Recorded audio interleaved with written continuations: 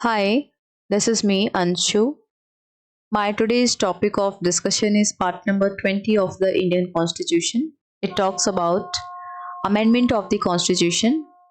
It is the power of Parliament to amend Constitution. Parliament may amend any provision of the Constitution by addition, variation and repeal. मतलब या तो जोड़ सकता है, बदल सकता है या हटा सकता है किसी भी प्रोविजंस को।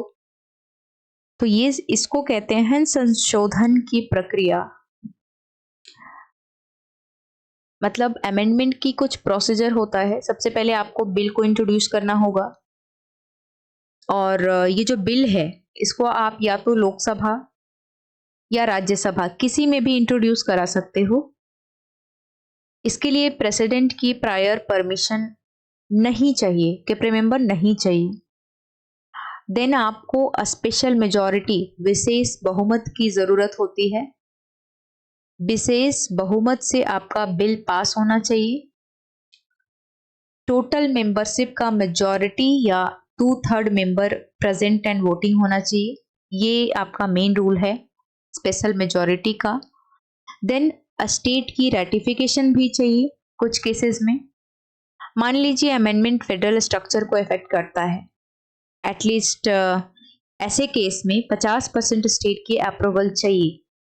फॉर एग्जाम्पल सेंटर स्टेट का रिलेशन हो, जुडिशियरी का मामला हो, इलेक्शन सिस्टम की बात हो, तो इनमें आपको स्टेट की रेटिफिकेशन भी चाहिए, राइट।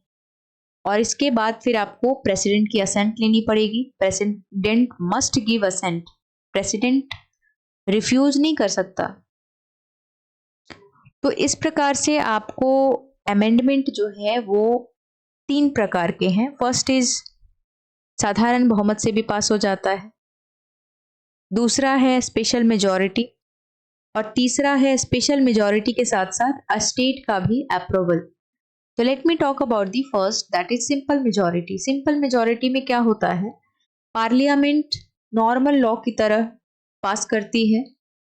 जैसे में आपको किसी राज्य का बाउंड्री चेंज करना है तो इसके लिए आपको सिंपल मेजॉरिटी की जरूरत है। स्पेशल मेजॉरिटी जब आपको फंडामेंटल राइट चेंज करना हो, फंडामेंटल राइट्स में किसी भी चीज को हटाना हो, जोड़ना हो या ऐसा कुछ करना हो, तो आपको स्पेशल मेजॉरिटी की जरूरत पड़ेगी, राइट।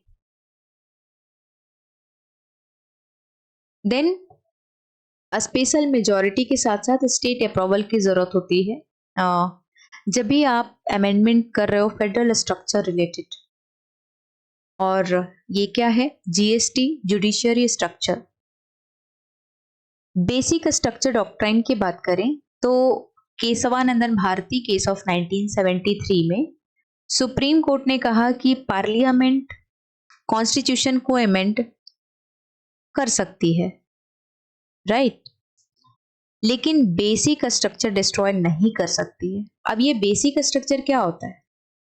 बेसिक स्ट्रक्चर आपको डेमोक्रेसी है, रूल ऑफ लॉ है, फेडरलिज्म है, जुडिशियल रिव्यू है और सेकुलरिज्म है। Now what is the importance of this part number 22? Constitution flexible बनाता है, टाइम के साथ चेंज पॉसिबल होता है, कोर वैल्यू प्रोटेक्ट करता है, स्टेबिलिटी और फ्लेक्सिबिलिटी बैलेंस करता है। कुछ अमेंडमेंट की अगर बात करें तो सबसे पहले तो आपको फर्स्ट अमेंडमेंट के बारे में जानना चाहिए।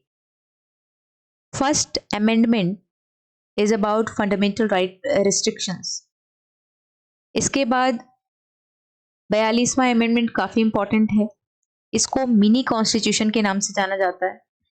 जो इसमें बदलाव किए गए वो बहुत हद तक 44th अमेंडमेंट एक्ट से हमने सुधारने का काम किया। तो it is regarding emergency safeguard as well.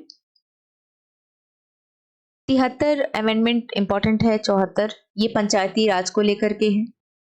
101 is important, ये जीएसटी को लेकर के है। तो ये कुछ अमेंडमेंट हैं जो कि बहुत इंपॉर्टेंट है।